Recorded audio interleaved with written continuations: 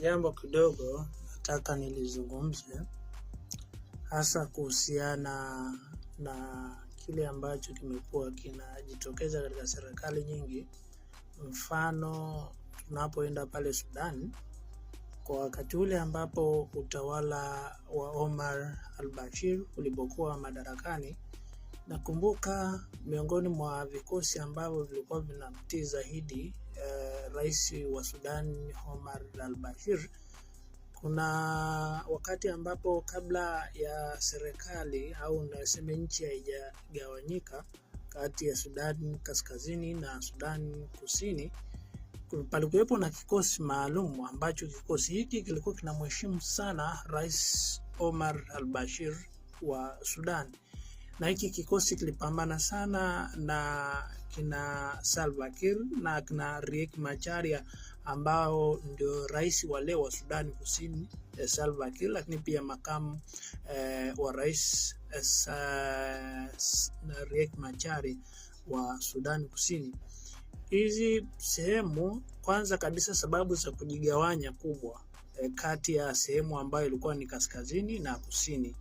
Asilimia kubwa ya watu wa kusini walikuwa wakilalamika sana, wakina Salva Kiir na kina Riek Machar hasa walikuwa wameungana kwa pamoja, kwa sababu eneo la kusini ni kama vile lilikuwa limesahaulika sana kimaendeleo, licha ya kwamba asilimia kubwa ya Sudani Kusini walikuwa ni kama vile Wakristo. Kwa hiyo kuna vitu ambavyo kidogo ni walisahaulika, lakini pia asilimia kadhaa baadaye zilikuja kugundulika ya kwamba kuna mafuta eneo la kusini.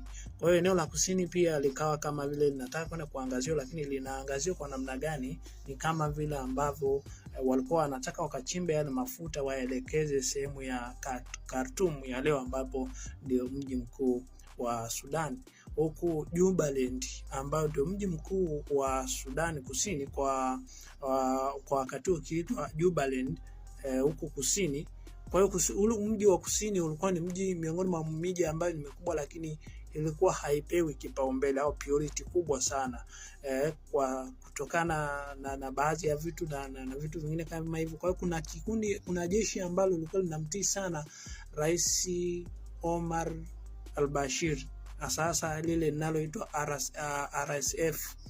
RSF litumia sana mabavu makubwa sana kwa watu wa Sudani Kusini, ambapo ni maeneo ya Jubaland. Kwa wakati huo walipigana sana haya maeneo ya kusini, hasa katika mji wa Jubaland, kwa sababu ulikuwa ni kama mji mkubwa baada ya kule Khartoum. Khartoum ilikuwa ikifuatiwa na Jubaland, lakini pia sasa Jubaland ni mji ambao sehemu nyingine zilikuwa zinaendelezwa kwa barabara, miundombinu mizuri, lakini kusini kidogo ikawa ni kama vile wameitupa kwa kiwango fulani. Lakini pia huku sasa kusini walikuwepo majenerali wengine au viongozi wa kisiasa wa Sudan kama vile wakina Salva Kiir, wakina Riek Machar na baadhi ya wengine, kwa sababu pale Sudan Kusini kwa sasa Riek Machar ni kama makamu wa kwanza, isipokuwa kuna makamu wengi sana wa marais pale Sudani Kusini, na ndio maana mara nyingi panatokea na mikwaruzano mikubwa, isipokuwa yule mwenye nguvu kubwa ni Riek Machar, lakini pia kwa wakati huo akiongozwa na Salva Kiir, ambao ndio walikuwa wakiongeza zaidi mapambano hasa kupambania nchi yao au kujitenga, hasa eneo la kusini, kwa sababu walikuwa wakilalamika kama vile wametengwa kwa kiwango fulani. Kwa hiyo kwa asilimia kubwa ndivyo ilivyokuwa. Hata kwa wakati ule damu nyingi sana zilimwagika eneo la kusini. Sasa baada ya kuja kujitenga, lile jeshi likabidi likarudi eneo lile la Khartoum.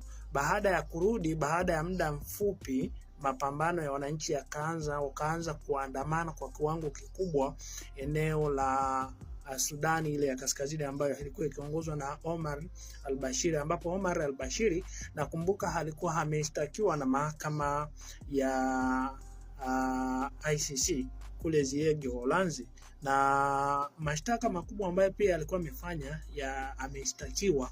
Mashtaka yale walikuwa wakisema ni yale ambayo alifanywa na RSF kile kikundi ambacho kwa miongoni mwa jeshi hatari ambalo lilikuwa likiongozwa na rais muhusika ambaye ni Omar al-Bashir. Kwa hiyo lilivyoingia Sudani Kusini, maeneo ya Jubaland, kwa asilimia kubwa liliua sana raia wengi sana wa Sudani ya Kusini, hasa maeneo ya huu mji ambao ni Jubaland na maeneo mengine ambayo yalikuwa ni karibia na mikoa mingine ambayo pia inapatikana eneo hili la kusini kwa asilimia kubwa, ambayo maeneo haya yanapakana na Uganda, lakini pia baadhi ya Kenya na eneo la Ethiopia, lakini ukija upande wa pili kuna Kongo, alafu kuna Central Africa kule wanapakana karibia kuelekea maeneo ya Chad kule. Lakini baada ya yale mapambano na kuonekana kama vile ameua watu wengi kwa asilimia kadhaa, na ndicho kisababishi kikubwa baada ya ambapo alikuja kushtakiwa kwa sababu ya yale mauaji ya raia wa kusini mwa Sudan. Kwa hiyo ikamfanya akaenda akashtakiwa baadaye. Kwa hiyo baadaye yale maandamano yaliokuja kufanyika kwenye nchi yake, kwa sababu siku zote, ngoja niwaambie kitu hiki kidogo, kwa sababu katika ulimwengu wa kiroho iko hivi: usaliti daima huwa haumwachi mtu salama. Yaani asili ya usaliti haitaweza kumwacha mtu yote yule salama hata kidogo, kwa sababu aliyaratibu mauaji mengi sana eneo la kusini mwa Sudan, na kikundi hiki kilianzishwa mahususi kabisa kwa sababu ya eneo hili la Jubaland ambalo lilikuwa linapiganiwa sana na Salva Kiir pamoja na Riek Machar na vikundi vingine ambavyo vilikuwa viko kwenye upande, hasa kabila la Nuer. Eneo la Sudan Kusini kwa asilimia kubwa kuna kabila la Nuer pale, ambapo ndilo hili ambalo anatokea rais wa Sudan Kusini kwa sasa hivi ambaye ni Salva Kiir, ambalo pia kabila ambalo linaongoza pia kwa upili kwa ukubwa ni hili ambalo makamu wa rais ambaye ni ndio wa kwanza anaonekana ana nguvu zaidi, ambaye ni Riek Machar. Nalo pia ni miongoni mwa kabila ambalo linafuata baada hili la Salva Kiir. Kwa hiyo kwa asilimia kubwa waliuawa sana watu wengi eneo la Sudan, na ule usaliti ambao uliendelea na damu na kumagika ndicho kile ambacho kilienda kumtafuna baada ya miaka kama mitatu baada ya ushindi au baada ya shindikizo kubwa la mataifa mengine pia kuhusika katika ule mgogoro. Lakini pia Sudan kidogo lilikuwa ni taifa la Kiislamu tokea mwanzo, lakini kwa asilimia kadhaa kusini hawakukubaliana hicho kitendo, kwa sababu kwa asilimia kubwa wao walikuwa ni Wakristo. Kwa hiyo damu nyingi sana ilimwagika ile eneo kwa sababu halikupewa priority kubwa. Lakini pia yale mataifa ambayo yalikuwa yameungana kwa pamoja, yale mataifa ya Kiislamu na nini, ambayo pia Sudani ilikuwa miongoni mwa haya mataifa, ambapo pia yalikuwa naye Omar al-Bashir alikuwa miongoni mwa watu ambao pia ameunga taifa lake kwenye upande. Kwa hiyo kama vile hawakulipa priority sana ile eneo la kusini kutokana na sababu hizo. Kwa hiyo akaamua kwenda kuliachia. Kwa hiyo kuliachia haliliachia kwa urahisi zaidi, na akawapa uhuru wao kwa kiwango ambacho tayari walikuwa wameshanyanyasika kwa muda mrefu. Lakini pia eneo la kusini lilikuwa ni kama vile eneo ambalo lina rutuba angalau tofauti na maeneo mengine ya kaskazini ya Sudani. Kwa hiyo kwa asilimia kubwa watu wa kusini pia walikuwa ni wakulima, lakini pia walikuwa ni wafugaji maarufu sana, au ni eneo ambalo lilikuwa na wafugaji wengi mno, kwa sababu miongoni mwa ile kabila lina asili pia na hawa Masai wa kwetu haya maeneo ya Afrika ya Mashariki, kwa sababu eneo Sudan, jina Sudan maana yake ni nyasi fupi au eneo lenye tambarare nyingi, ndio maana ya neno Sudan, na asili ya hilo jina ni la Kimasai, ndio asili ya hilo jina la Sudan. Kwa hiyo majina yote yale na Misri na nini ni majina ya Kimasai kutokana na historia kamili. Kitu ambacho nataka kuzungumza nini, au lengo langu ya kuzungumza hayo nini, ni kwamba ukiona roho ya usaliti inapoingia mahali, usifikiri hiyo roho ya usaliti ni kwamba itaingia alafu ikishaingia itawaacha salama. Roho ya usaliti huwa inakuwa kama vile inakuwa na malipizi fulani hivi, kwa sababu ndicho ambacho kinatafuna Sudani ile ya Kaskazini mpaka leo, kwa sababu Sudani ya Kaskazini baada ya wananchi kuandamana kwa fujo, hasa wanawake waliandamana wengi sana. Hata yale mapinduzi ya kumpindua Omar al-Bashir, yale mapinduzi ya wananchi yalikuwa ni kama vile yaliitwa mapinduzi ya wanawake, kutokana na asilimia kubwa ya wanawake kujitokeza barabarani. Baada ya hapo jeshi lilipambana na wananchi kwa asilimia kubwa kuwazuia, lakini halikuweza. Ndipo baadaye Omar al-Bashir baada ya kuona hivyo anakwenda tena kutumia kile kikosi ambacho alikitumia kupiga Jubaland kwa wakati huo ambao ni Sudani Kusini, lakini pia wakati huo tayari akiwa amesha itenga nchi, na tayari nchi imeshagawanyika mara mbili, na Sudani Kaskazini na Sudani Kusini, ambayo rais wake hii ya kusini akiwa ni Salva Kiir na huko kaskazini alikuwa akiwa ni Omar al-Bashir. Kwa hiyo kile kikosi ambacho kiliundwa mahususi kwa sababu ya eneo la kusini, hasa maeneo ya mji mkuu wa Sudani ya Kusini ya leo ambayo ni Jubaland, kiliporudi kule, kuna mahali kilienda kuweka kambi kwa muda kutokana na hali baada ya kutulia na nini, na Sudani Kusini kujiongeza kuweza kupata uhuru wake na kujiongoza yenyewe kama yenyewe.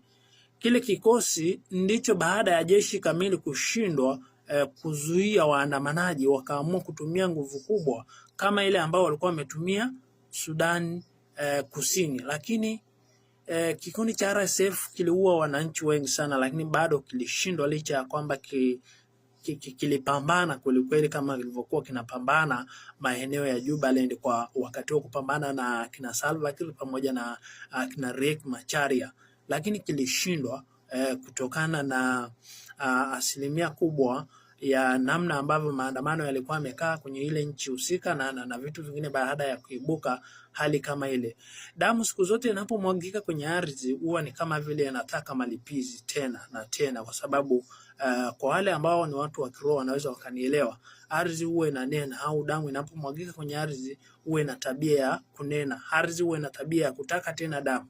Ni kama mfano ukiona ajali imetokea mahali au eneo hilo, ni kwamba lina historia ya mara kwa mara kutokea kwa ajali kwenye yale maeneo. Kwa hiyo wakati mwingine huwa ni historia. Kwa hiyo ile eneo ni kama vile huwa linadai kisasi tena. Kwa nini ile damu imwagike yenyewe kama yenyewe? Hii ndilo lengo langu likubwa, kwa sababu hata leo mpaka leo tukiangalia Sudan bado haijakaa vizuri kutokana na nini? Hili kundi la RSF na mapinduzi ambayo yalifanyika ya kijeshi baadaye kuachia jeshi, wao waliendeleza uasi zaidi, kwa sababu bado wanatamani wamrudishe Omar al-Bashir madarakani, lakini pia wanatamani wazirudishe zile falsafa za uongozi wa Omar al-Bashir madarakani.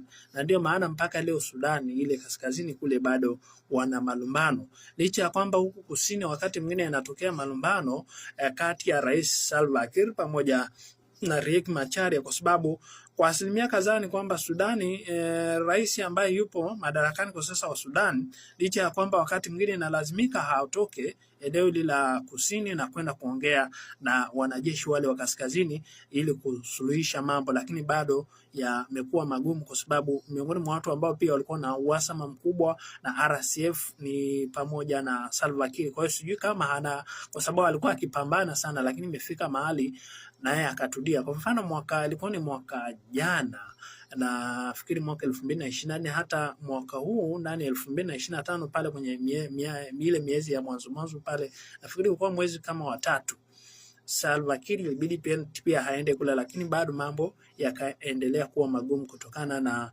sababu husika. Kwa mfano mji tu wa juzi ambao tayari RSF imeweza tena kuteka ule mji, na sasa uko mikononi mwake baada ya jeshi kupambana na kuamua eneo lile la mji mkuu Khartoum, lakini pia kuachia maeneo ya ikulu ambayo walikuwa wameshikilia kwa muda mrefu, lakini linaonekana tena kupambana na kurudisha nguvu. Haya makundi wakati mwingine ni kwa sababu yanapewa priority na sehemu mbili. Ile eneo moja linapewa hasa na nguvu kubwa na maeneo ya mataifa yale ya Kiislamu ambayo yalikuwa yameungana kwa pamoja, ikiwemo pia Sudan. Lakini pia haya mengine pia kuna sehemu pia nayo yanapewa nguvu kubwa na mataifa haya ya magharibi. Kwa hiyo niseme tu ya kwamba wakati mwingine roho ya usaliti inapoanza kuingia mahali, huwa ni ngumu sana kung'ooka, huwa ni ngumu sana kuondoka roho ya usaliti, na huwa ikianza kukaa haiondoki mapema kama unavyoweza kufikiria. Kwa hiyo kuna haja ya kuweza kujifunza baadhi ya mambo au baadhi ya historia ya vita vya hapa na pale vinavyotokea sehemu mbalimbali katika nchi mbalimbali. Kuna vitu ambavyo pia sisi tutakuwa tunajifunza ili tusije tukaharibu mambo alafu huko mbele ya safari yakawa magumu zaidi kwetu.